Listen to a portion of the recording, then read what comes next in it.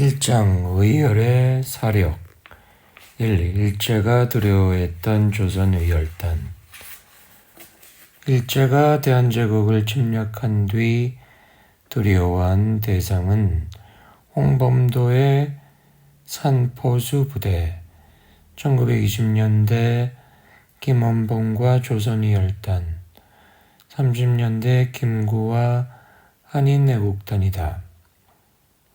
1919년 11월 10일 중국 지린성의 농부 판씨 집에서 김원봉을 비롯해 동지 13명이 발기하여 일제에게 증오의 대상이 된 항일 독립운동의 결사체 조선의열단이 창단된 지 100주년이다. 19세기 말 조선이 일제 침략으로 국권을 빼앗길 때 수많은 애국단체들이 일제와 싸웠다. 일제가 청국과 러시아 군대는 훈련된 군대를 동원해 제압할 수 있었지만 조선의 의병과 항일단체는 진압이 쉽지 않았다. 고구려 발해가 패망한 뒤 반도국가로 전락한 우리나라는 대륙과 해양으로부터 침략을 받아왔다. 그때마다 민중은 순종하지 않았다. 왕조사는 부끄러움으로 물들었지만 민중사는 저항의 불꽃을 수놓았다. 왕조사는 다음과 같다. 1876년 강화도 조약, 82년 제물포 조약, 1895년 을미사변, 1896년 아관 파천, 98년 열강의 이권 침탈, 1904년 한일의정서, 1905년 울산의약, 1906년 통감부, 1907년 한일 신협약, 1910년 합방이다. 민중사는 이렇다. 1894년 동학혁명, 1895년 을미의병, 1896년 독립협회, 1898년 만민공동회, 1907년 국제보상운동, 정미의병, 신민회 조직, 13도 창의군, 1909년 안중근 이토 히로부미 처단. 왕조사는 비겁하기 그지없으나 민중사는 당당했다. 나라가 망하자 기득권 세력은 일제에게 거액의 은사금을 받아 협력했으나 민중은 의병과 독립운동에 나섰다. 한민족의 역사에는 국난기이면 어김없이 민중들이 의열투쟁을 벌였다. 열사는 나라를 위해 절의를 지키며 충성을 다해 싸운 사람이고 의사는 나라와 민족을 위해 몸바쳐 일하려는 뜻을 가진 의로운 사람이다. 의사는 성패와 관계없이 적과 싸우다 희생된 일을 말하고 열사는 항의의 뜻이나 의분을 자결 또는 그에 준하는 행동으로 보인 이들이다.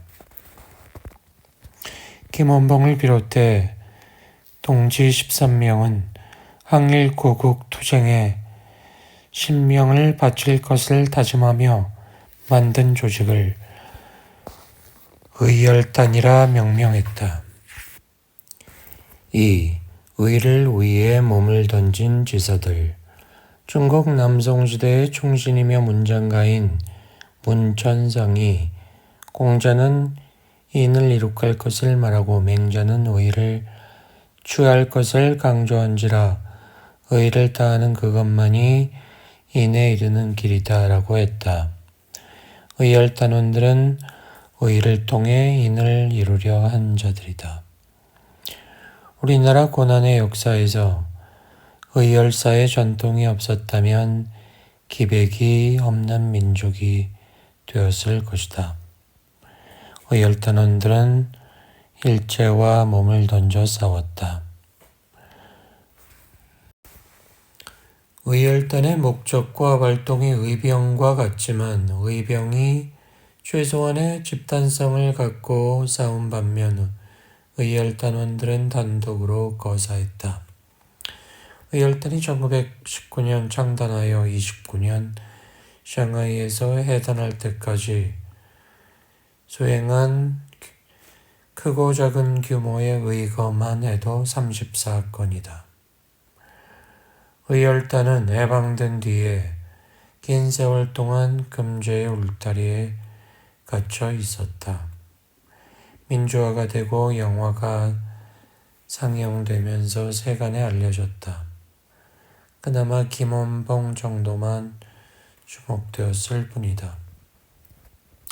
조직의 성격상 시기별로 단원들의 이름조차 제대로 알려지지 않은 경우가 많지만 의열단의 활동은 해방 뒤에도 멈추지 않았다. 반독재 투사 김창숙, 독재자 이승만을 저격하려 한 김시현이 대표적이다.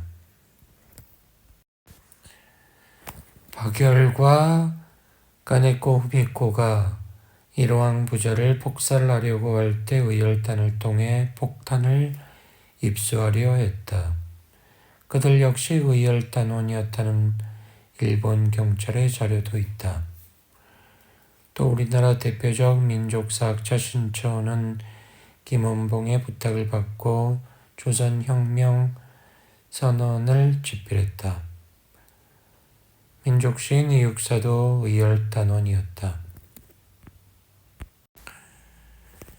조국 해방 전쟁에 나선 단체들. 이토 히로부미를 처단한 안중근은 감옥에서 불의를 보고도 나서지 않는 사람은 용기가 없는 인물이라는 휘호를 썼다. 일제강점기나 해방 후 오늘에 이르기까지 용기 없는 인물은 그렇다 치고 부끄러운 인물이 너무 많았다. 일제강점기의 의열단 말고도 수많은 애국단체가 조직되어 싸웠다. 불의한 쪽은 쿠데타를 일으켜 정권을 잡거나 대학 신문사 기업을 만들어 상류층이 되고 다시 국회의원이 되고 재벌이 되고 세습을 하고 세력을 형성한다. 2장 의열단을 창단하다. 1. 배신자가 없었던 의열단 창립단원. 일제가 두려워했던 의열단이 등장하기까지에는 두 갈래의 역사적 배경이 있었다. 첫 번째, 1919년 3.1 혁명이다. 두 번째, 1911년 우당 이희영 일가와 석조 이상용 일가 등이 재산을 정리하여 북만주에 세운 신흥무관학교이다. 여기에서 민족사 교육과 신식 군사훈련을 시켜 10년 동안 군관 3,500을 길러냈다. 3.1 혁명 뒤 애국심에 불타는 청년과 지사들이 임시정부가 수립된 상하이와 만주 러시아로 망명하여 항일전을 준비했다. 그 가운데 하나가 의열단이다. 윤세주, 이성우, 곽경, 강세우, 이종암, 한봉근, 한봉인, 김상윤, 신철휴, 배동선, 서상락, 외 일명.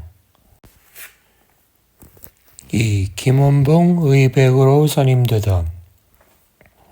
단장 김원봉과 단원들의 신상은 김원봉, 김상윤, 윤세주, 이성우, 이종암, 한봉근, 한봉인 등이 경북 밀양 출신이다. 의열단 단원 대부분은 국내에서 3.1혁명에 참여했거나 항일운동 단체에 가담했다가 중국으로 가서 신흥무관학교에서 민족정신 교육과 군사훈련을 받았다. 1918년 9월 김원봉은 중국 난징에 있는 전량대학에 입학해 공부하다가 이듬해 봄 펑랜으로 건너가 서간도 류허현 구산츠의 허둥에 신흥무관학교가 있다는 말을 듣고 입교했다. 그곳에서 이종함 등 동지 7명을 만났다. 이들은 6개월 과정을 마치고 1919년 6월에 비밀 결사를 조직하고 급격한 직접 행동을 취한다는 데 의견을 모았다. 7월에 김원봉과 이종함은 샹하이로 가서 임시정부의 별통대로 일컬어지던 구국모험단 단원들과 합숙하면서 3개월간 폭탄 제조법과 조작법을 배웠다. 동지들이 김원봉과 이종함의 귀환과 때를 같이해 전원이 지린에 모였다. 여름에서 가을 사이에 지린으로 망명해온 곽재기와 윤세주, 윤치영이 합류했다. 곽재기는 1909년에 결성된 대동청년단의 단원으로 활동하다가 1919년 7월 망명하여 소년단의 지린 지부장을 맡고 있었다. 1919년 6월 상하이에서 40명이 비밀 독립운동단체인 구국모험단을 결성한다. 초대단장은 여운형이다.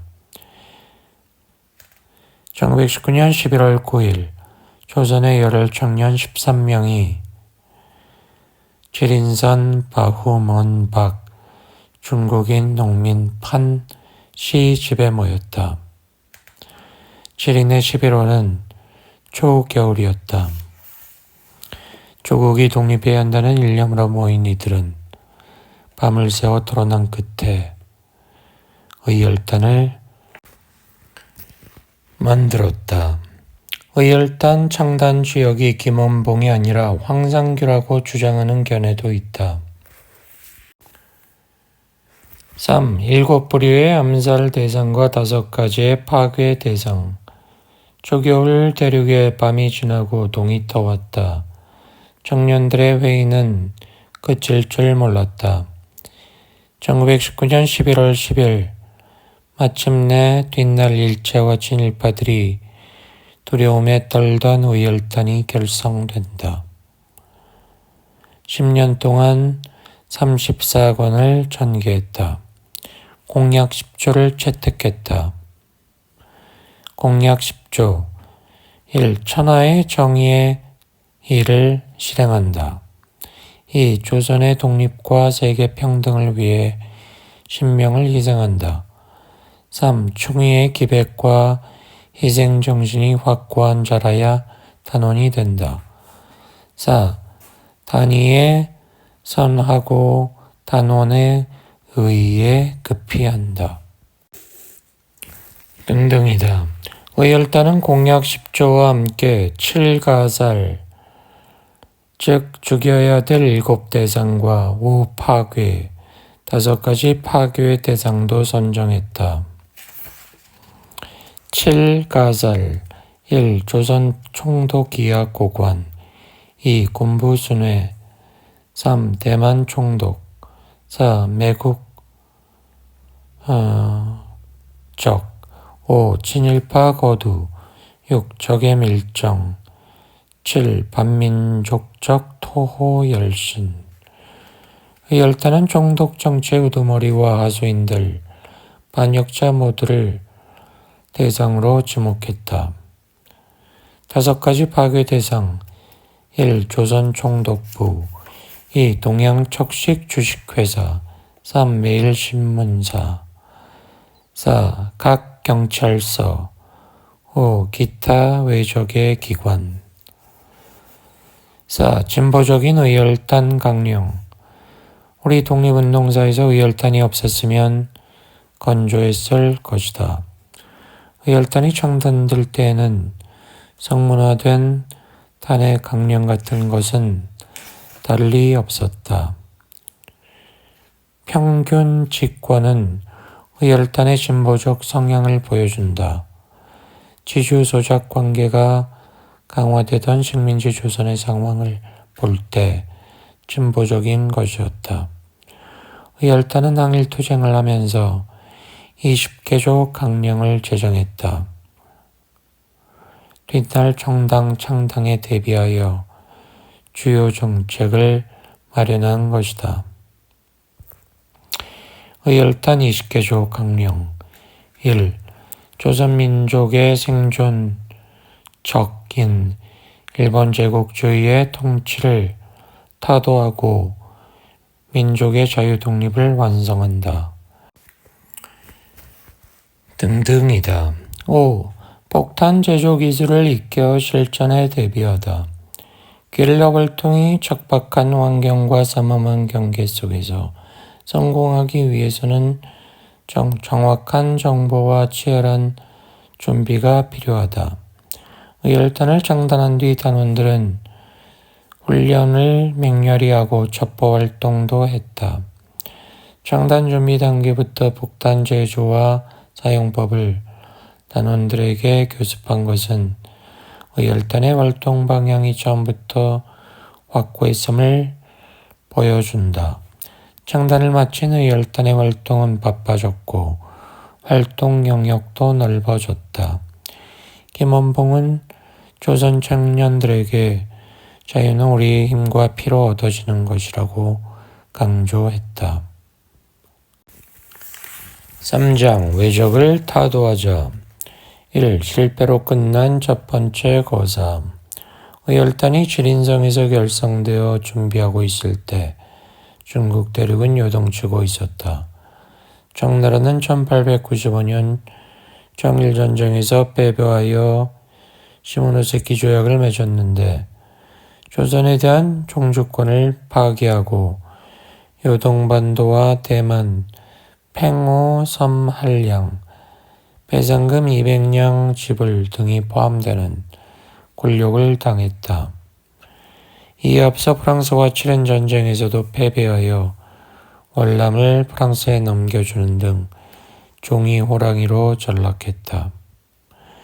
이에 반발해 캉유웨이의 편법 자강운동 1898년 서양 귀신들을 몰아내고 청조를 지키자는 의화단 운동 1900년에 이어 1911년 우창봉기를 시작으로 신해혁명이 일어나 청조가 무너지고 중화민국 임시정부가 수립되었다. 그러나 군벌이 등장하여 위안스카이가 총통이 되고 일본의 압력으로 대중 21개조 요구를 수락하는 등 매판성을 드러냄으로써 제2혁명을 촉발하게 되었다. 이후 내전이 벌어지고 혼란이 시작되었다. 1919년 한국의 3.1혁명의 영향을 받은 베이징 대학 학생들이 중심이 된 시위가 전국으로 번지고 일본 제국주의를 성토하는 5.4운동이 전개되었다. 놀란 중국 정부는 친일 관료를 파면하고 21개조 요구를 담은 베르사유 조약의 조인을 거부한다. 5.4운동은 이후 중국에서 벌어진 반제국주의, 반봉건주의 운동의 발화점이 되었다. 그러나 중국의 실권은 여전히 북양 군벌과 서남 군벌로 나뉘는 양대 군벌이 장악했다. 중국 대륙은 자조와 외세, 청조와 반청조, 민간혁명 세력과 군벌이 대치되는 상황이었다. 정세의 혼란상과 인민들의 반일 감정 때문에 한국의 독립운동가들이 활동하기 좋았다. 안중근의 이또 히로부미 처단 의거로 중국 식자들과 인민들이 한국 독립운동가들을 좋게 보았다. 김원봉과 의열단원들은 국내에서 3.1 혁명 열기가 일제의 탄압으로 식어가는 것을 안타까워하면서 국민의 항일 감정을 다시 촉발하기 위해 의거를 서둘렀다. 먼저 준비한 폭탄은 국내에 들여보내기로 하고 중국에서 소포 우편으로 안동현 중국 세관에 있는 영국인 포인 앞으로 보냈다. 의열단의 연락기관으로 정해둔 안동현 원포 상회 이병철을 통해 밀양의 김병환에게 보냈다. 의열단이 노리는 의거 대상은 조선총독부, 동양척식 주식회사 등이었다. 조선총독부는 1910년 한국을 병탄한 일제가 통감부를 폐지하고 설치한 기관이었다. 조선총독부는 병탄 직후 테라우치 총독 암살 미수 사건을 날조하여 민족 지도자급 인사 600명을 검거한 것을 시작으로 각종 악법을 제정해 폭압 통치를 자행했다. 의열단을 설립한 뒤 첫 번째 거사로 1920년 3월 조선 총독 등 적의 고관과 중규모 관공서를 파괴하려 했다. 그러나 일제의 정보망은 치밀했다. 거사를 위해 곽재기가 3월 중순에 만주 안동현에서 밀양의 김병원에게 보낸 폭탄이 탐지되었다. 곽재기 등은 피했으나 관계자 12명이 붙잡혔다. 의열단은 포기하지 않았다. 다시 5월 중순 이성우가 중국에서 폭탄 13개와 관총 2정을 입수하여 안동현의 한국 독립운동 아지트 역할을 해온 이륙양행을 통해 경남 진영의 강석원에게 보낸다. 그러나 이도 탐지되어 폭탄과 권총이 압수되고 윤치영을 비롯해 6명이 체포된다. 의열단이 창단된 뒤 추진한 첫 번째 거사는 실패한다. 그리고 검거된 단원들과 관계자들은 옥고를 치른다. 2. 박재혁 부산경찰서장을 차단하다. 의열단이 독립운동의 수단으로 의열투쟁을 택한 것은 적은 비용으로 큰 손실을 입히는 방법이었기 때문이다. 의열단이 어렵게 구해보낸 폭탄을 압수하고 단원들을 구속한 곳은 부산경찰서였다. 의열단은 이를 응징하기로 했다. 박재혁은 1895년 부산에서 태어났다.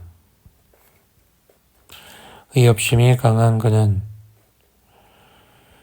재학 시절에 최천택 등 하구들과 구세단이라는 비밀 결사를 조직하여 경남 일대의 의식 있는 청년들을 규합했다.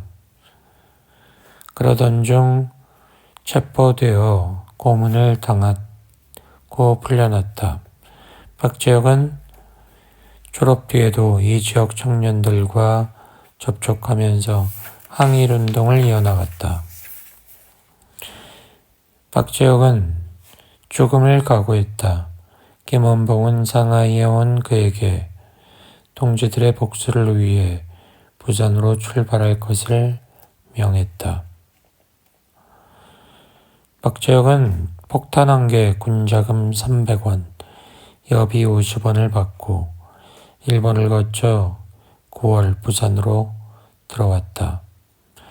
9월 14일 박재혁은 중국인으로 변장하고 부산경찰서에 가서 서장에게 면담을 신청했다. 하시모토는 박지혁이 제시하는 고서적을 뒤적이며 구경을 했다. 갑자기 박지혁이 나는 상하이에서 온 의열단원이다. 네가 우리 동지를 잡아 우리 계획을 깨뜨린 까닭에 우리는 너를 죽이려 한다. 라고 질타하고 폭탄을 던졌다. 하시모토는 피투성이가 되어 쓰러졌다가 병원으로 가던 중 죽었다. 일경 2명도 중상을 입었다. 폭탄이 터질 때 파편에 맞아 오른쪽 무릎뼈에 중상을 입은 박재혁은 체포되었다. 1920년 11월 부산지방법원은 박재혁에게 사형을 선고하고 이듬해 무경을 선고하지만 3월 경성고등법원이 다시 사형을 선고했다. 박재혁은 일제의 형률에 따라 죽느니 차라리 자결의 길을 택했다. 단식을 통해 죽음을 맞게 된다.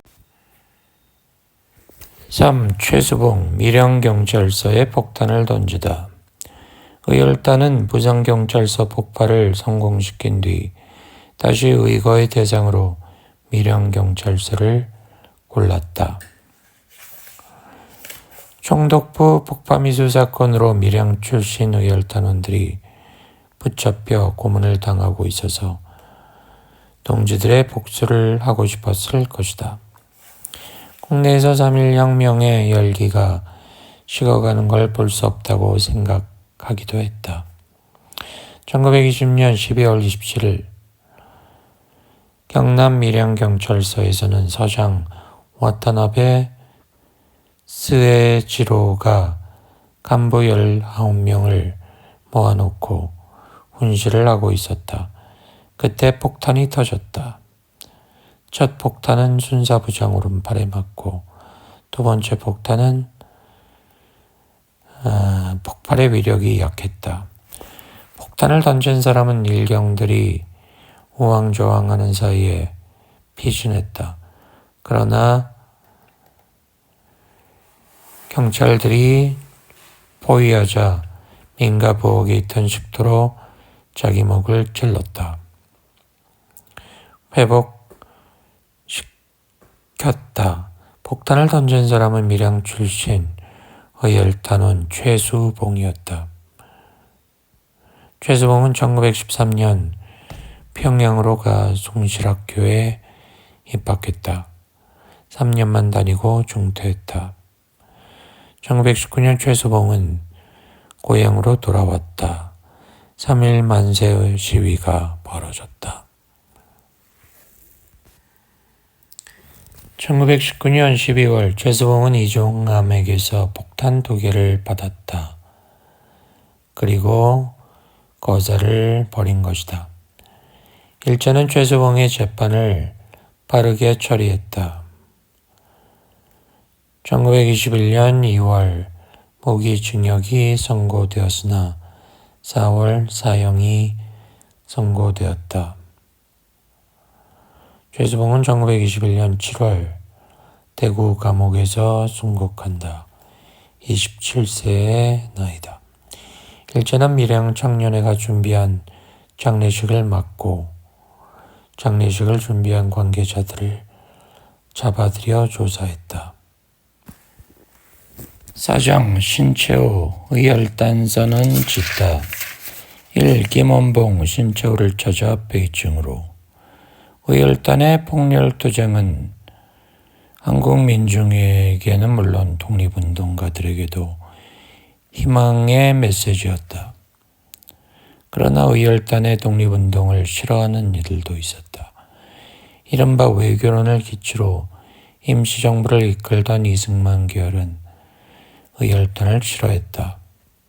서방 언론에서도 조선의 식민지 상태를 이해하지 못하고 의열단 투쟁을 테러 행위라고 비난했다. 특히 상하이 황푸탄 의거 당시 오정륜이 다나카를 저격할 때 그를 앞서 뛰어가던 서양 여성이 총에 맞아 죽으면서 비난이 커졌다. 그렇지 않아도 의열단에서는 오래전부터 자신들의 격렬한 의열 투쟁의 대의를 밝히는 명분이 필요하다는 걸 알고 있었다. 김원봉과 의열단원들은 투쟁을 하면서 내외 정세를 살피는 한편 공부도 게을리하지 않았다. 김원봉이 의열단 투쟁을 전개하면서도 암살과 파괴만이 능사가 아니다. 선전이 뒤따르지 않을 때 일반 민중은 폭력만을 보고 그 폭력 속에 들어있는 정신을 이해하지 못할 것이다. 라는 이유에서 의열단의 정신을 문서로 만들어야겠다고 생각했다. 그래서 신채호를 찾아갔다. 신채호는 망명 초기부터 무장투쟁론을 제기하면서 임시정부와는 달리 직접 행동에도 나섰던 언론인 사학자다. 신채호에 관해서는 익히 들어 알았고 최근 베이징의 활동 소식도 듣고 있었다. 김원봉은 인터뷰에서 신채호를 만나러 가는 소회와 신채호에 대해 말했다. 이번 북경길에 있어 그의 가장 큰 기쁨은 단재 신채호 선생과의 회견이다. 단재는 세상이 다 아는 사학계의 태도로 외적의 통치 아래 사는 것을 떳떳지 않게 생각해서 해외로 명명한 자이다. 김원봉은 신채호를 만나기 전에 유자명 등으로부터 다시 소개를 받았는데 그때 이분이다. 우리는 단재에게 그를 청하기로 하자 라고 생각했다고 한다. 의열단 총회 때 활동수칙이 다음과 같다. 첫째, 의열단원은 입단한 날부터 모든 것을 희생하고 오직 의열단의 목적인 조선 독립을 위해 결사모험으로서 활동한다. 둘째, 단원은 각기 특징에 따라 다음을 실제로 연습한다. 검술, 사격술, 폭탄 제조술, 탐정술. 셋째, 암살, 방화, 파괴, 폭동 등에 대한 기밀과 계획은 간부회의에서 지휘한다. 넷째, 활동 중 체포당하는 단원이 발생할 때 반드시 특수수단을 강구하며 단원을 체포한 자나 단원에게 형벌을 선고한 자는 암살한다. 다섯째, 암살 대상 인물과 파괴 대상 건물은 의열단 활동 목표에 근거하여 실행한다. 여섯째, 의열단 명칭을 빙자하고 금전을 강청하여 의열단의 명예를 더럽히는 자는 엄벌한다. 일곱째, 주요 기밀사항은 간부회의에서 결의한 후 해당 단원에게 출동을 명령한다.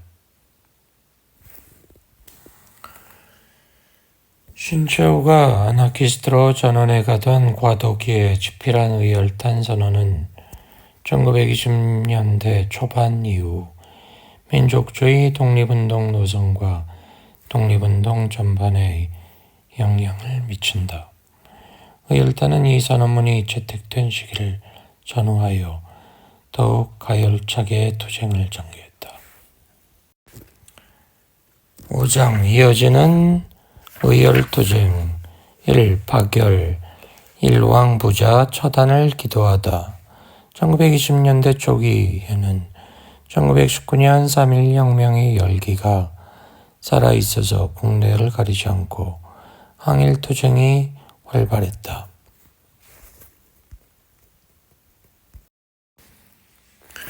6장 의열단의 의기와 사료 1. 머리에는 민족주의, 가슴에는 아나키즘. 의열단원들은 주의자들이었다. 의열단원들은 공산주의 이념보다 아나키즘에 매료되었다. 머리에는 민족주의, 가슴에는 낭만주의, 허무주의까지 기슬살인 아나키즘이 있었다. 그들은 재판정에서도 비굴하게 행동하지 않았고 당당하게 의거의 당위를 진술했다. 안중근이 리순 법정을 일제 타도와 이토 히로부미의 죄상을 밝히는 기회로 이용하고자 했던 것과 다르지 않았다. 이종함 등과 군자금 모금 거사에 나섰다가 붙잡힌 구여수는 1924년 경성지방법원에서 재판을 받았다. 독립사상을 지금도 품고 있느냐? 지금이라도 독립이 된다면 생명까지도 바치겠다. 의열단의 취지는 무엇인가? 조선이 독립되기까지 암살과 파괴를 계속하는 일이다. 파괴란 일본 인사례뿐 아니라 시설을 파괴하는 것이다. 일본적 모든 제도와 인습까지 파괴하는 것이다. 의열단의 가입 수속은 어떠한가? 단원 3사람의 보증이 있어야 한다. 피고는 누구의 보증으로 입단했나? 이상일, 이종함, 송우의 보증이다. 언제 입단했나? 1923년이다. 책임은 무엇인가? 군자금을 모집하는 것이다. 나석추 의거 배후 조종자로 몰려 국내로 압송되어 법정에선 의열단의 간부 김창숙은 한인 변호사 김용무와 손지은이 접견을 와서 변론에 나서겠다며 위임서에 서명하라고 청했다. 그러나 김창숙은 변호사를 세우면 일제의 사법제도를 인정하게 된다는 이유로 거절했다. 2. 조선 독립에 모든 것 바친다. 역사는 기록이다. 그런데 어쩌다 기록이 없는 역사도 있다. 독립운동가는 기록을 별로 남기지 않았다. 미주 지역에서는 그렇지 않았으나 국내 중국, 러시아, 일본에서 벌인 독립운동은 목숨을 건 싸움이었다. 누가 붙잡히면 그가 남긴 기록이 다른 동지에게 피해를 주기 때문이다. 이런 모습은 조선시대에도 있었다. 사화와 붕당으로 언제 필화를 입을지 몰랐기에 행세에 깨나 하는 사람들도 정치 언급은 하지 않았다. 의열단은 일제의 주적이었다. 그래서 기록이 많지 않다. 1923년 6월 상하이에서 의열단 총회가 열렸다. 당시 신채호의 의열단 선언이 작성되고 김상옥의 종로경찰서 투탄 의거, 김시현, 유석현의 폭탄 무기 국내 반입 의거 등으로 기세가 올랐을 때이다. 독립운동 세력의 대동단계를 도모하는 국민대표회의가 5월에 상하이에 열리고 있었다. 의열단은 이에 맞춰 총회를 열었다. 김원봉은 이 총회 자리에서 폭력투쟁에 대한 정당성을 거듭 천명했다. 우리 동포가 광복운동을 개시한 이래 여러 국민대표회의를 개최하는 등 공책을 강구함이 몇 해인데 그동안 뭘 했는가 돌이켜보면 이것은 선조 와명으로 모두 일시에 소란에 그쳤다. 혁명이란 건 정규군 또는 공선전에 의해 목적을 달성하는 게 아니고 결사의 사와 폭탄의 위력을 기다리는 수밖에 없다. 상하이 또는 만주 지방에서 여하이 망동하여도 도저히 우리들 목적의 일부를 나가게 할 수 있게 하는 게 아니다. 조국을 위해 대임을 완수할 수 있는 자는 우리 의열단을 버리고 다른 데서 이를 구할 수 없다. 의열단 행동강령. 세계에 우리 민족처럼 고통받는 민족이 또 있을까? 3천리 일대가 감옥을 이루었고 2천만 민중의 운명이 학살귀의 수중에 지배되고 있다. 우리는 해방되지 못하면 영구히 감망 속에 있을 것이다. 우리는 오랫동안 강도 일본의 통치 밑에서 노예같이 굴종하고 우마같이 구사되어 기름을 짜내어 강도들을 살찌웠다. 갈수록 가로에서 헤매고 고문에 기절되고 교수대에 사라지는 이가 얼마인가. 약탈은 심하고 경제공황은 극에 달하고 있다.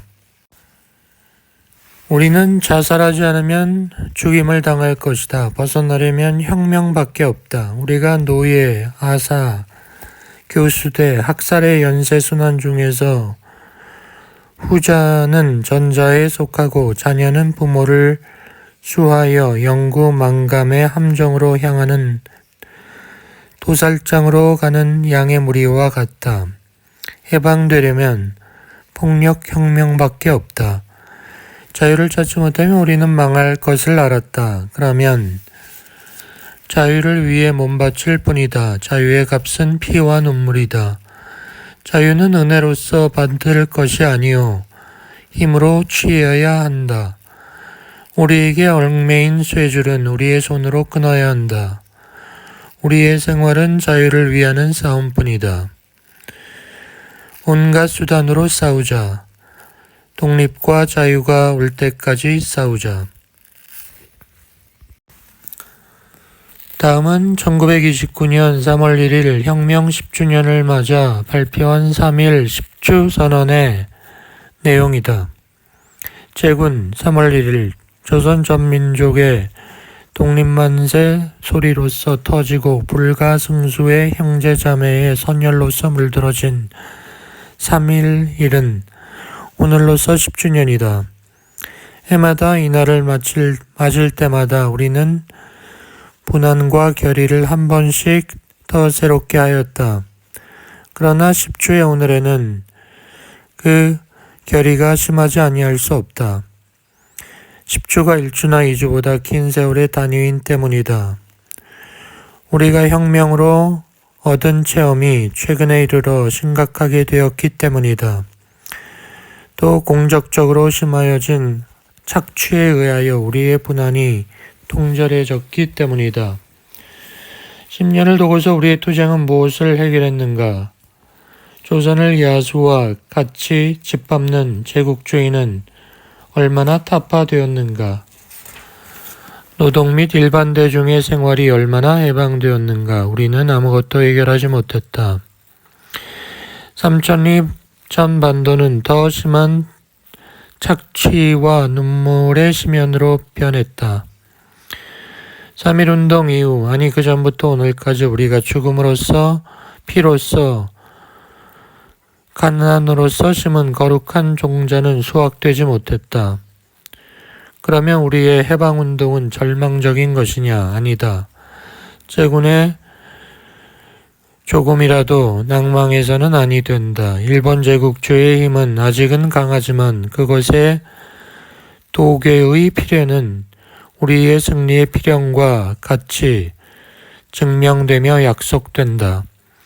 제국주의를 도괴시키는 각종 모순, 일본 자본과 일본 노동자, 농민과의 사이의 모순, 제국주의와 그것이 착취하는 식민지, 반식민지 사이의 모순, 세계 제국주의 전체와 세계 혁명운동 전체 사이의 모순 등 노동 대중의 투쟁 무대의 동원 투쟁의 조직과 조선혁명운동의 급격히 발전하는 세계혁명운동과의 연결의 긴밀화 등은 더욱 성숙되고 있다. 그러나 이와 같은 정세도 우리는 최선의 투쟁과 방침이 있고야 충분히 이용될 것이다. 그러므로 우리의 최대 임무는 우리의 투쟁과 방침의 과거 및 현재를 검토하고 진정한 투쟁과 방침을 발전시키는 데 있다. 그것은 3.1이 바친 전 민족의 영웅적 희생에 대한 우리의 최대의 기념이며 또 전 혁명에 대한 우리의 충성이다. 우리의 운동의 실패의 원인이 뭔가? 첫째, 운동이 노동 대중의 위에 기초를 두지 못하였고 대중적 투쟁이 조직적으로 전개되지 못하기 때문이다. 둘째, 외교 혹은 문화의 미몽에 빠져 폭력을 경시함으로써 운동이 거세됨에 있다. 그런데 우리는 제국주의자의 분장회의인 파리 강화회의와 워싱턴 회의를 믿었었고 그들이 피압박 대중을 마취시키기 위하여 만든 정의 인도라는 독주에 취하여 비폭력의 혁명을 꿈꾸어 왔던 것이다. 적과 타협해야 조선의 자치권을 획득한다는 매족적 자치운동마저 혁명운동의 1단계인 것처럼 용인하기도 했던 것이다. 이것이 우리의 혁명 전술의 위험 요소인 것이다. 우리는 과거에서 배웠다. 우리의 혁명은 노동 대중을 기초로 하고 투쟁에 의해서만 공고히 힘있는 발전을 할 수 있는 것이다. 우리는 모든 반폭력자, 분열주의자, 개량주의자, 타협주의자를 숙청해야 하며 전선의 통일은 최대의 노력으로 성취해야 한다. 7장 내외의 거센 도전과 새로운 진로 1. 명성이 높아지고 세력이 강화된 의열단 1923년 1월부터 6월까지 상하이에서는 임시정부를 비롯해 독립운동계 현안들을 논의하기 위한 국내외 독립운동가들이 모여들었다. 논의는 임시정부를 해체하고 새로운 정부를 조직해야 한다는 창조파와 그대로 두고 실정에 맞게 개편해야 한다는 개조파로 나뉘었다. 임시정부 내에서 개편 움직임이 일어나고 일제의 위협 속에서도 지역과 단체 대표들이 집결하고 독립운동의 활성화 방안이 모색된 것은 성과였다. 의열단도 국민대표회의의 결과를 주시했다. 그러나 기대했던 것과 다른 방향으로 회의가 끝나자 실망했다. 의열단은 국민대표회의가 국내외 각 세력 간 주도권 다툼의 이해관계가 깔려있다고 보았다. 그래서 대표를 파견하지 않았다. 이를 두고 일체 정보기관은 의열단이 가담하지 않은 이유는 국민대표회의에 모인 각파들이 직접 독립을 꾀하기보다는 기관의 존재 자체를 생명으로 하는 단체라고 보았기 때문이라 기록했다. 국민대표회의가 열리는 기간 동안 상하이 인성학교에서는 각급 청년단체들의 연설회가 개최되었다. 인성학교는 이 지역에서는 한인들의 자녀들을 교육하기 위해 김구 등이 설립한 초, 중 등 학교이다. 여기서는 기성 독립운동 세력의 산하단체와 국민대표회의에 참석하지 못한 소규모 단체가 참여했다. 단체의 성향에 따라 각기 창조파, 개조파, 임시정부, 유지파, 사회주의, 지지파 등으로 갈렸지만 기구에 연연할 게 아니라 만주의 독립군이나 모단 의열단을 본받자라고 역설하는 청년도 적지 않았다. 국민대표회의의 결과에 실망한 것은 의열단만이 아니었다. 많은 국내외 수많은 독립운동단체와 애국자들에게 그동안 치열하게 싸워온 의열단이 대안으로 떠올랐다. 문시환, 김옥렬, 배치문 등이 국내에서 국민대표회의에 참석하기 위해 상하이에 왔다가 김원봉을 만나 의열단에 가입했다. 일제 자료에 따르면 이 무렵 의열단원은 1000명에 이르렀다. 의열단의 명성이 높아지고 강화되며 상하이 임시정부의 한 계열이 의열단의 제휴를 시도했다. 개조파였다. 개조파는 국민대표회의가 실패한 것은 창조파의 독선 탓이라 말하면서 의열단과 결합하여 창조파를 몰아낼 걸 제의했다. 의열단은 수용했다. 개조파가 고수파와 협력하여 임시정부를 개편했고 의열단은 본부를 베이징에서 샹하이로 옮겼다. 이로써 의열단은 자리를 잡았다. 임시정부의 한 축이 되었다. 이 정세 변화와 안팎의 실현. 중국의 둥지를 틀고 활동하는 한국 독립운동 세력은 대륙의 정세에 민감했다. 중국 공산당은 1924년 군벌타도에 국민당과 합작하여 존재성을 드러내고 세력을 강화했다. 북벌에 성공한 국민당의 순원이 1925년 3월에 죽으면서 다시 양대 세력은 분열했다. 국민당 내 반공 세력이 공산당을 축출한 것이다. 제1차 국공합작은 1927년에 끝나고 코민테른이 중국 공산당의 봉기를 통한 근거지 확보를 지령하면서 공산당 지도자들은 2만 명의 홍군을 동원해 같은 해 8월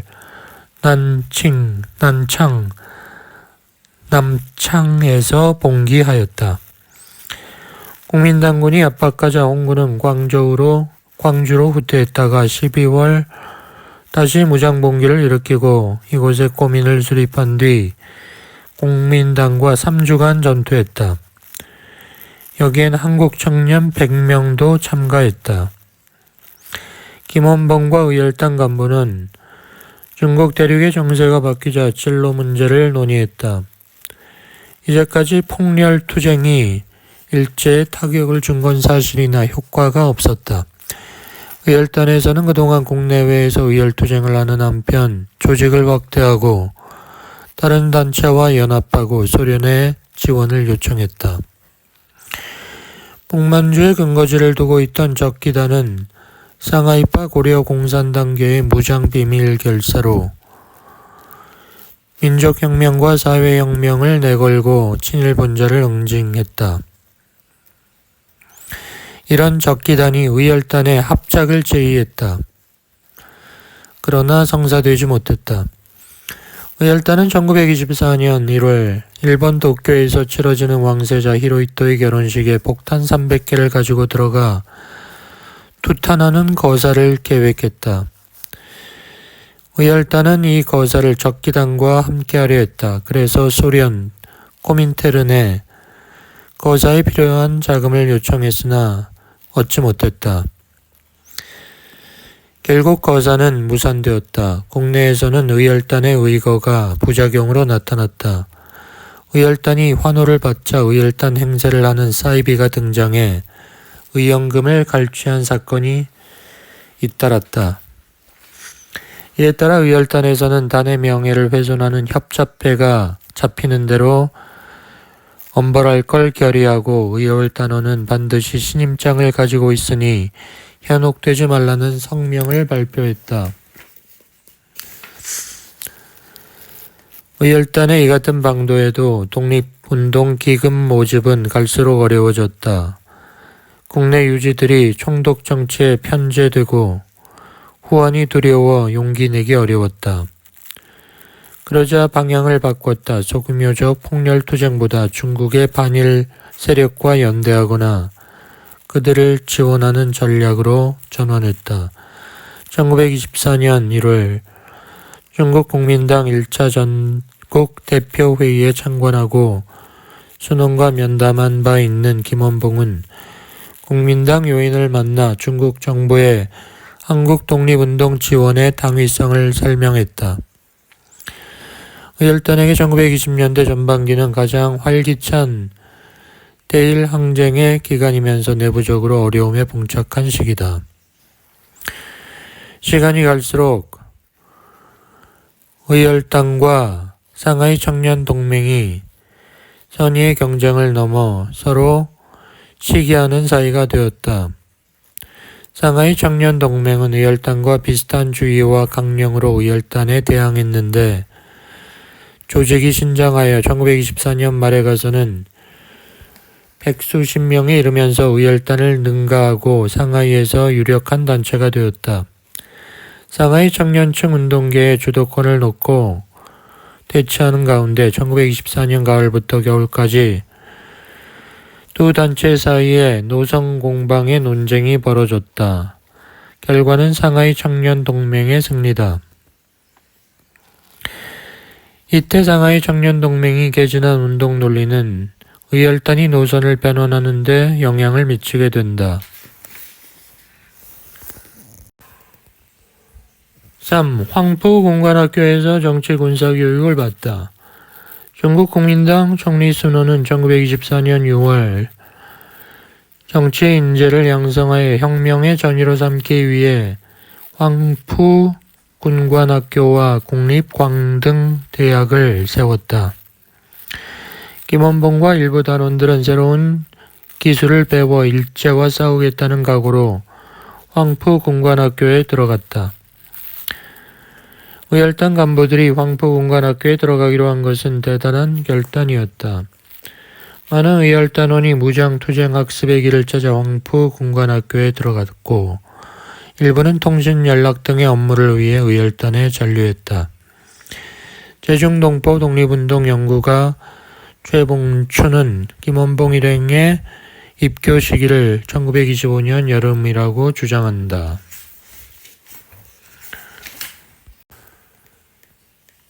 4. 진보 인사들과 의열단 진로 논의. 황푸군관학교를 수료한 의열단 간부들은 대부분 국민혁명군에 배속되어 우왕과 장시성 방면의 전선에 배치되었다. 중국의 국민혁명을 지원하기 위해서였다. 김원봉, 박교삼 등은 당분간 황푸군관학교에 남아 교관으로 활동하면서 이 지역의 진보적 한인 독립운동가들과 만나 향후 의열단 활동의 진로를 논의했다. 이에 앞서 김원봉, 김성숙, 김산 등은 1926년 늦은 봄 황푸군관학교에서 수학하는 동안 6.5 한국혁명동지회를 결성했다. 분파주의에 대항해 싸우고 파벌주의를 깨끗이 청산한 대중운동을 목표로 하는 동지회였다. 김원봉과 동지들은 6.5 한국혁명동지회를 조직해 결속을 다지는 한편 의열단을 폭넓은 조직으로 발전시키려 했다. 김원봉 등은 이곳에서 진보적 한국 독립운동가들을 만나 의열단의 조직 강화를 비롯해 진로 문제를 논의했다. 8장 폭렬투쟁에서 대중운동으로 1. 조선 전민족 단일혁명당을 추진하다. 의열단 간부들은 황푸군관학교와 중산대학 등을 다니면서 훈련을 함께 받은 정치교육으로 중국은 물론 국제정세를 파악하는 안목을 키웠다. 독립운동의 중심이라 할 임시정부가 창조파 개조파로 갈리고 통합과 새로운 진로를 모색하기 위해 소집된 국민대표회의도 성과 없이 무산되면서 독립운동 진영에는 대립이 있었다. 반면 국내에서는 1926년에 3.1혁명 이후 최대 규모인 60만 세 운동이 일어나고 27년에는 기독교, 천도교, 불교, 사회주의계가 연합해 신간회를 창립했다. 이런 사건들이 중국에 있는 독립운동가들에게는 충격이었다. 이와 같은 분위기에서 제중 독립운동가들은 1926년 5월부터 조선 전민족 단일혁명당을 위해 움직였다. 민족유일당 운동이라 불리는 이 조직운동은 1926년 10월 베이징에서 27년 상하이에서 또 광둥에서 당 조직을 위한 촉성회가 열렸다. 의열단은 5월 초 독립당 촉성 운동 선언을 통해 이 운동을 지원하면서 모든 독립운동 단체가 참여할 것을 촉구했다. 의열단은 대독립당을 결성하는 데 모든 역량을 집중했다. 조직적인 힘을 모아 일제와 싸워야 한다는 노선의 전환이기도 했다. 이와 관련해 임시정부 기관지 독립신문은 청년들이여 오직 우리의 민족혁명이라 말하는 사업을 목적으로 대동단결하여 행동하지 않으면 안 된다. 우리의 목적은 민족혁명이라고 말하는 대목표에 있을 뿐이다 라고 했다. 의열단은 폭렬투쟁의 한계를 절감하며 어떻게든 해외 독립운동가들의 역량을 결집해 항일투쟁을 전개하고자 선언에 의여 7개 항으로 된 의열단 슬로건을 공포한다. 1. 파벌주의자와 파적 결함을 배제하자. 2. 타협적 비혁명자 그 운동을 배격하자. 3. 독립당 조직 촉성회에 가입하자. 4. 독립당을 완성하자. 5. 일본 제국주의를 타도하자. 6. 조선독립 만세. 7. 세계혁명 성공 만세. 의열단이 나서면서 대독립당 창설은 추진되는 것 같았다. 그러나 때마침 중국에서 국공 대립이 격화되었다. 그러자 중국의 영향에 민감했던 한국 독립운동가 단체들도 분열되고 시국 간의 차이로 제대로 구성되지 못했다. 의열단원 중에서도 황푸공관학교에서 소련 교관들로부터 교육을 받은 단원들은 사회주의적 경향을 띠었다. 의열단원들은 국공대립 현장에서 공산주의 혁명사상을 접하게 되었고 일부는 직접 홍군의 북벌에 참여하기도 했다. 2. 의열단원들 국내에서 노동운동 지도. 대독립당 운동에서 성과를 얻지 못한 의열단은 1928년 10월 상하이에서 3차 전국 대표회의를 열고 20개 항목의 대외선언을 채택했다. 그리고 29년 봄에 핵심 간부들은 거처를 베이징으로 옮겼다. 창당 9주년을 맞아 10월 10일에는 9주년 기념사에서 김원봉은 그동안 16차의 대파괴 암살운동을 통해 혁명적 의열 정신을 전개했다고 평가하고 조선혁명의 결정적 역량을 노동대중에서 구해야 한다고 천명했다. 의열단은 활동을 국내로 돌렸다. 일제의 모진 탄압 속에서도 각성한 노동자 농민들이 권리하기 시작한 것이다. 김원봉은 1930년 4월 베이징에서 레닌주의 정치학교를 개설했다. 레닌주의 정치학교는 6개월 기간으로 1930년 두 차례에 걸쳐 졸업생 21명을 배출했다. 김원봉은 1929년 5월 베이징에서 레닌주의 창간호를 발간하고 1930년 10월 제2호를 발간했다. 3. 일제의 만주 침략으로 국민당 정부와 합작하다. 일제는 1차 대전이 끝난 뒤 국내 경제가 성장했다. 군부를 중심으로 한 파시스트 세력은 경제 성장, 국가 개조를 통해 위기를 타개하려는 음모를 꾸민다. 1931년 9월 일본 군부는 류타 오후 사건을 조작한다. 자신들이 철도를 폭파한 뒤 이를 중국군 소행이라고 발표하는 자작극을 벌인 것이다. 만주를 식민지화하여 주요 자원과 군수물자 공급처로 만들고자 한 것이다. 그리고 만주를 장악했다. 일제의 만주 침략은 중국인에게 충격을 주었다. 청일전쟁에서 패한 지 17년 만에 다시 일본군의 침략을 받았기 때문이다.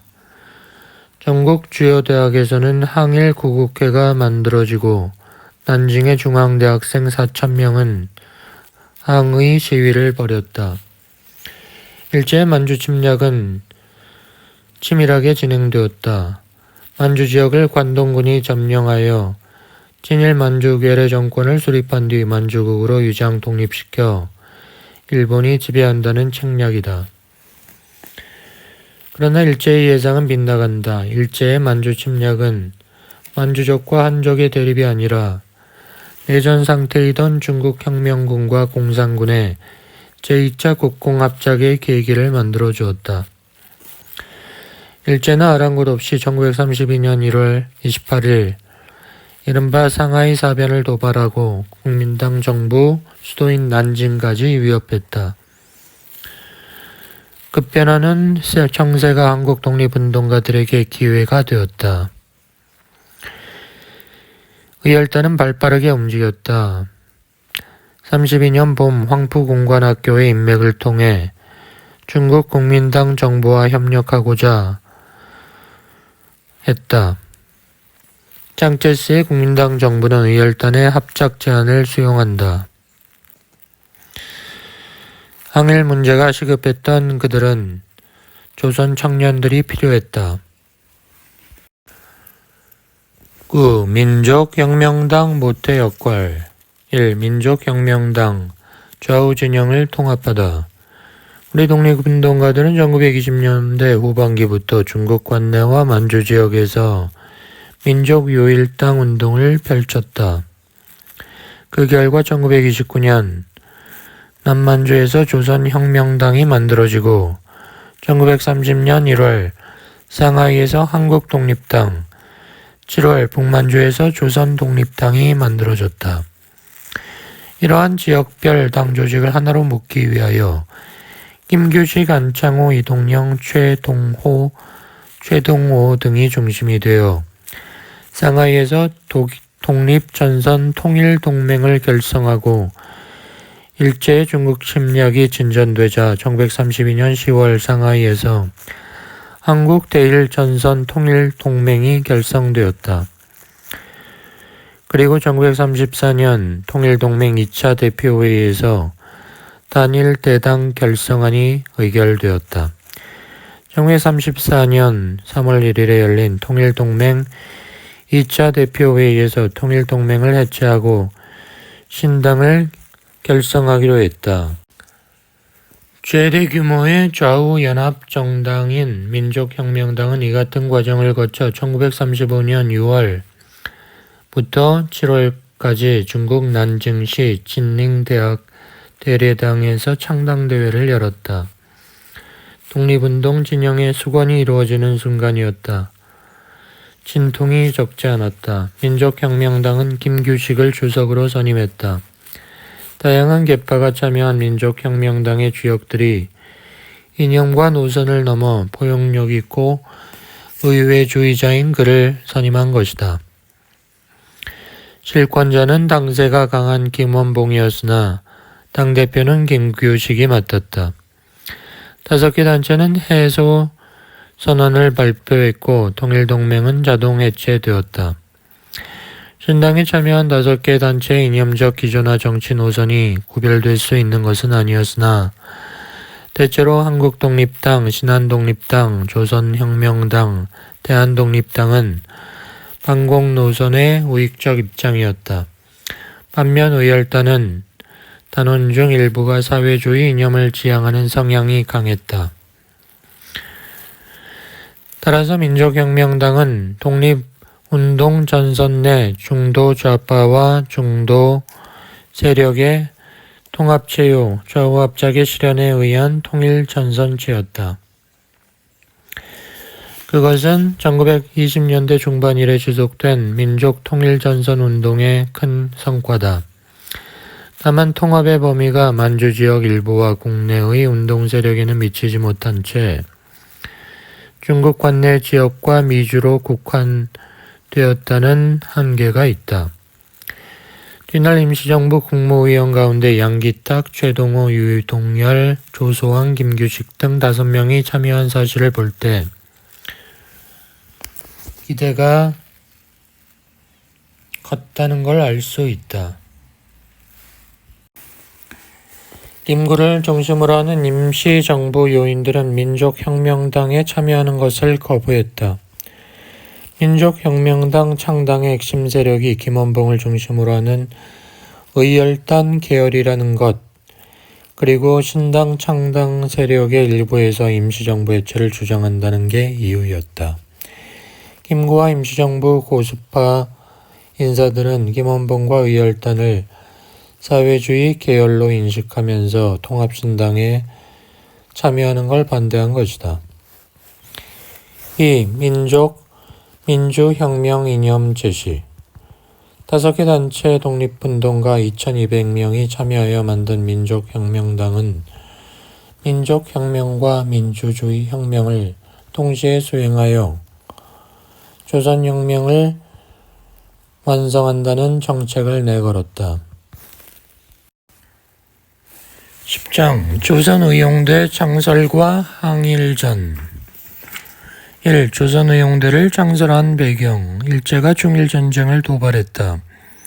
한국 독립운동가들이 기대했던 일이 벌어졌다. 독립운동가들은 이미 일제가 중일전쟁에 이어 미일전쟁까지 도발할 것으로 보았다. 중국 화베이 지역 침략을 노리던 일제는 관동군 및 본토의 3개 사단을 증파하여 7월 베이징과 텐진의 총공격을 개시했다. 중국의 양대 세력은 방어도 해보지 못한 채 12월에는 중국 국민당 정부의 수도 난징까지 빼앗겼다. 일본군 5만은 난징에서 30만의 시민을 학살했다. 일본군이 만주를 침략하여 괴뢰 정권을 수립할 때까지도 내전을 멈추지 않았던 중국의 양대 세력은 1936년 이른바 시안 사건을 계기로 제2차 국공합작을 이루었다. 장제스는 중국의 일본은 피부병이고 공산당은 심장병이라고 말할 정도로 대일전에 미온적이다가 정세량 군에게 감금당한 사건을 계기로 공산당과 합작한다.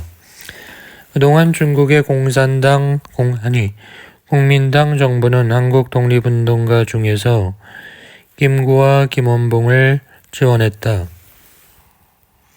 김구의 한인애국단이 이봉창과 윤봉길 의거를 감행하고 김원봉과 의열단이 폭렬투쟁을 벌이는 것을 높이 평가한 조처였다. 1930년대 후반 중국 관내의 한국독립운동 진영은 김구의 한국독립당과 김원봉의 민족혁명당의 양대 세력이 주축을 이루어가고 있었다. 김구는 1934년 중국 허난성 로양에 있는 중국 중앙육군공관학교 로양 분교 안에 한인 특별반을 설치하고 독립군을 양성해 왔다. 졸업생들이 우한으로 들어온 직후 민족혁명당은 중국 관내에서 중국 국민당과 함께 활동해야 한다고 주장하는 파와 중국 동북지방 만주로 이동하여 활동해야 한다고 주장하는 파로 양분되었다. 그 결과 동북지방 진출을 지지하는 당내 49명이 1938년 민족혁명당을 이탈하여 조선청년전시복무단을 결성했다. 이후 민족혁명당이 조선의용대 창설을 추진하게 되면서 이 단체는 조선청년전위동맹으로 개명한다. 민족혁명당, 조선민족 전선연맹과 중국군사위원회 당국이 여러 차례 협상한 끝에 한일, 항일 군사단체를 창설한다는 방침이 확정되었다. 부대 창설에 관한 논의가 진행되었다. 마침내 1938년 우한에서 100명으로 구성된 조선의용대가 창설되었다. 조선의용대는 크게 대본부와 제1구대, 제2구대로 조직되었다. 대장은 김원봉이다. 김원봉이 조선의용대를 창설한 것은 시대적 상황 변화에 있었다. 베이징에서 역사 연구를 하는 한편 이회영 등과 무정부주의자 동방연맹을 창립할 때 자금 마련을 위해 활동하던 신채호가 일제에 붙잡혀 10년형을 선고받고 리순 감옥에서 복역하다가 1936년 뇌일열로 타계했다.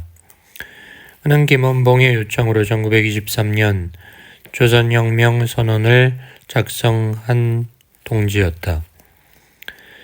그런 신채호가 일제 감옥에서 운명했다. 김원봉이 신채호의 사망 소식을 들었다는 증표는 찾기 어렵다. 국내외 정세는 바뀌고 있었다. 1936년 2월에 일본 황도파 청년 장교들이 쿠데타를 일으켰다가 진압되었다. 중일전쟁은 중국에 있던 한국 독립운동가들에게 전략상의 새로운 과제를 안겨주었다. 기다리던 기회가 마침내 찾아왔기 때문이다. 많은 한인 청년 인재들을 불러 모아 군사 정치 간부로 길러 항일 무장투쟁의 실력을 비축해온 김원봉에게는 기회가 아닐 수 없다. 그동안 중국 정부는 한국 독립운동가들의 활동을 둘러싸고 일본의 눈치를 보느라 경계했다. 지원하기도 했으나 공개적 지원이나 협력에는 인색했다.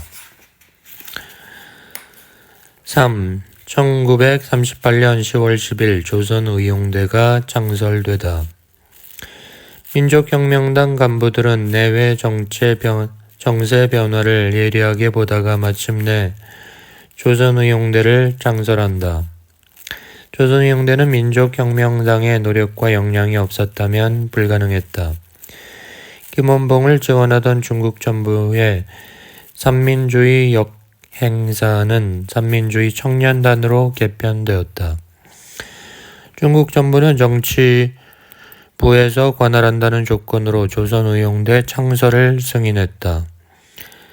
김원봉은 조선의용대 창설을 준비하면서 김구가 지도하는 광복단체 연합회와 전위동맹 측에 함께 참여하자 제안했다. 이에 광복단체 연합회는 끝까지 거부했고 전위동맹은 의용대 가입 의사를 밝혔다. 1938년 10월 오전 한커우 중화기독청년회관에서 조선의용대 결성식이 거행되었다. 김원봉은 대원들에게 중국혁명이 완성되지 못함으로써 일제의 한국에 대한 압박과 착취가 심하며 한국 민족이 해방되지 못함으로써 일제의 중국 대륙 침략이 더욱 포악해졌음이 사실이다. 조선의용대의 기치를 높이 들고 중국 형제와 손잡고 분투하자라고 역설했다. 조선의용대는 김원봉이 1940년 제2주년 대회에서 밝힌 대로 조선민족해방의 선봉대가 되어 조선민족해방을 쟁취하는 것과 중국 전장상의 하나의 국제종대로서 국제구인의 모습을 보여주는 것을 임무로 하여 창설되었다. 조선의용대 창설에 앞서 김원봉, 최창익, 김성숙, 유자명 등은 군사위원회 정치부원 5명과 함께 의용대의 규약과 강령을 마련하였다. 4. 조선의용대 창설에 얽힌 뒷이야기. 해방된 뒤 남쪽으로 황국한 조선의용대의 출신은 몇 사람이 안 되었다. 7. 임시정부에서도 한국광복군 창설. 조선의용대 창설은 여러 측면에서 한국 독립운동의 변화를 가져왔고 시대적 역할을 했다. 조선의용대 창설이 임시정부의 광복군 창건을 서두르게 한 계기가 되었다. 조선의용대는 일본군 국외사단 30만 병력이 우한을 공격하고 우한에서 공방전이 벌어지는 상황에서 창설되었다. 그러나 의용대는 처음부터 일정한 한계를 갖고 창설되었다. 김원봉 산하의 대원들은 군관학교와 레닌주의 정치학교 등에서 이미 정치군사훈련을 받은 터라 자질과 기량이 우수했다. 김원봉 대장의 비서 출신인 중국인 스마루는 조선의용대원들을 높게 평가했다. 김원봉도 조선의용대를 군중단체가 아니라 간부 집단이며 관내에 있어 가장 우수한 정치 간부의 절대 다수 골간으로서 조직된 간부 집단이라고 했다. 조선민족 해방의 선봉대라고 했다. 8. 장제스, 김구와 김원봉을 초청해 한족연합전선 제의. 김원봉과 의열단 출신들은 조선의용대 창설을 계기로 중국 관내 지역 항일 독립운동 진영에서 우뚝 섰다.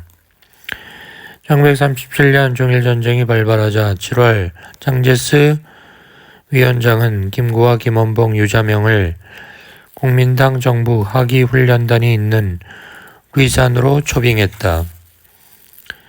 김원봉과 민족혁명당은 중국 국민당 정부의 지원을 받으며 활발하게 항일전을 전개했다. 11장 두 쪽으로 갈라진 조선의용대. 1. 조선의용대의 다양한 활동. 조선의용대가 일차적으로 맡은 임무는 대적 선전공작이었다. 조선의용대 대원 대부분이 일본에 능숙하고 일본의 정치 군사는 물론 문화에 밝았기 때문에 선전공작 임무에 적합했다. 의용대의 선전 방식에는 여러 방식이 있었다. 조선의용대의 항전 활동은 다양했다. 대원들은 1940년 3월 23일에 매복전에서는 적 탱크 2량과 자동차 8량을 불태우고 적군 30-40명을 사살하는 전과를 올리기도 했다. 이 밖에 조선의용대의 활동은 다양했다. 중국군 내에 파견되어 홍보 유인물을 발간하고 정신교육을 담당하기도 했다. 의용대의 역할 중에 중국군의 포로로 잡힌 일본군 소속 한족 동포 청년들을 인계받아 재교육시키고 이들을 의용대원으로 편입시키는 일도 있었다. 조선의용대의 대외 활동도 기록할 만한 업적이 있었다. 반제연합전선을 형성하고 주도했다. 조선의용대를 중심으로 여러 나라의 반제국주의 기관들과 연계투쟁을 하게 되면서 국제적 관심을 모으고 각국의 언론은 이를 보도했다. 2. 반파시스트 동맹 결성. 일제 침략에 공동 대응해야 된다는 인식이 높아지면서 1938년 반일 운동 세력은 조선의용대를 중심으로 국제 반침략 역량을 집중하는 일본, 조선, 대만 반파시스트 동맹 창립준비위원회를 구성했다. 조선의용대는 국제적 연대를 강화하면서 이들과 연대해 일제를 타도할 방안을 찾았다. 3. 조선의용대 분열 위기를 맞다. 의용대는 의용대원 일부가 화베이 지역으로 진출하면서 뜻하지 않은 시련을 맞았다. 화베이 지역 진출이 일제와 본격적으로 전투하기 위해 필요한 행동이라고 할 수도 있다. 조선의용대가 후방에서 대적 선전 활동이나 하고 있기에는 정세가 너무 급했기 때문이다. 국민당 정부는 여전히 내부의 적을 먼저 소탕해야 된다는 이유로 공산당 세력 타도에 전력을 쏟고 대일 항전에는 소극적이었다. 반면 화베이 지역의 팔로군은 치열하게 일제와 싸우고 있었다. 이런 상황에서 조선의용대의 젊은 대원들은 화베이 지역으로 가서 일제와 싸우기를 바랬다. 당시 만주 지역에는 조선인이 120여만 명 살고 있었고 화베이 지방에는 20만 명이 살고 있었다. 1940년 충칭의 조선의용대 본대에서 열린 1차 확대 간부 회의에서는 지난 2년간의 활동을 평가하고 자체 무장 결여, 자력갱신 정신 결핍 등의 문제를 지적하며 자기 반성을 했다. 조선의용대는 확대 간부 회의에서 결정한 대로 적 후방으로 이동하여 무장투쟁을 벌이자고 했다. 젊은 대원들은 적진으로 들어가 무장투쟁을 하는 것을 바랬다.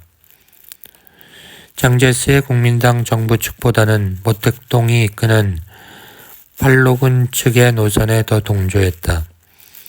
조선의용대의 화배의 이동에는 내부적인 역학관계도 작용했다. 1938년 10월 최창익은 예난으로 떠난 뒤에도 부대에 남아있는 그의 추종자들과 연계하면서 김원봉의 지도력을 흔들었다. 중국 공산당은 조선의용대의 활동을 보면서 오래전부터 눈독을 들이고 있었다. 조선의용대의 용맹성과 한중일어에 능통하고 반일의식이 강한 병사들이라는 사실을 알고서 이들을 끌어들이려 한 것이다. 리더십이 강한 김원봉이 대원들과 함께 화베이에 도착하면 조선의용대 지휘권이 그에게 돌아갈 것이기 때문에 중국 공산당이 직접 통제하기 어렵다고 판단해 김원봉은 화베이로 오지 못하게 하고 그들의 오랜 동지인 무정과 김두봉, 한진 등을 내세워 대원들만 화베이로 오게 했다. 13장 분단된 조국에서 3. 의열단 무명전사 위령탑을 동양에서는 오래전부터 인성의 기본을 오상에 두었다. 오상은 인의 예지신이다. 인간의 네 가지 본성인 사단 7정 중 수호지심은 의에서 나오는 부끄러워하는 마음이다. 인간의 본성 중에는 의로운 감정이 자리 잡고 있다는 말이다. 그래서 의는 내용에 따라 충의, 은의, 신의, 도의, 절의, 의협, 의기 등과 같이 사용된다. 춘추전국 시대 묵가를 이룬 묵적은 유가와 대립하면서 정의를 내세웠다. 조선시대 왕조와 유생들이 유교를 정학으로 받들고 묵가와 노장을 배격했던 이유를 알만하다. 묵자의 귀편에 만사는 의보다 더 귀한 게 없다. 의는 우리의 몸보다 귀하다는 말이 나온다. 묵가의 의는 자기의 이익을 배제하고 천하를 위해 무사의 헌신을 다하여 자기 희생을 하는 것이다. 묵자의 역에 따르는 자들이 180명이다. 그들은 모두 불 속으로 뛰어들거나 총론한이 있어도 한 발짝도 물러서지 않았다라고 했듯이 의는 죽음으로써 약속을 중시하는 임협적인 결사의 원리이기도 했다. 정의이신 디케는 오른손에는 칼을, 왼손에는 천평 저울을 가진 눈먼 여신으로 묘사된다. 칼과 저울을 든 눈먼 여신은 상징하는 바가 크다.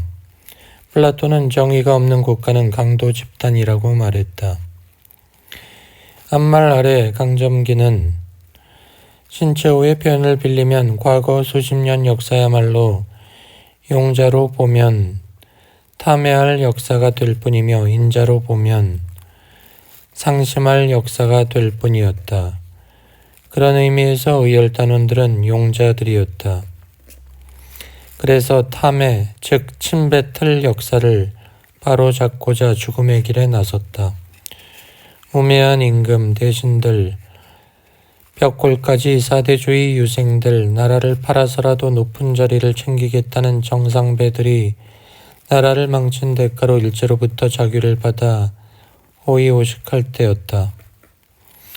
충효를 떠들던 전국 유생 700명도 일제가 나눠준 은사금을 받고 입을 다물었다. 조선 왕조 말년은 이 나라 지배층에 부끄러운 민낯이 드러난 시기였다. 의병이 일어나고 전국 각지에서 독립운동 단체가 조직되었으나 대부분 백성들이 중심이었다. 500년 왕조에서 광영을 누리던 자들은 일제 앞잡이가 되고 새 주인의 마름 노릇을 하며 백성들을 갈취했다.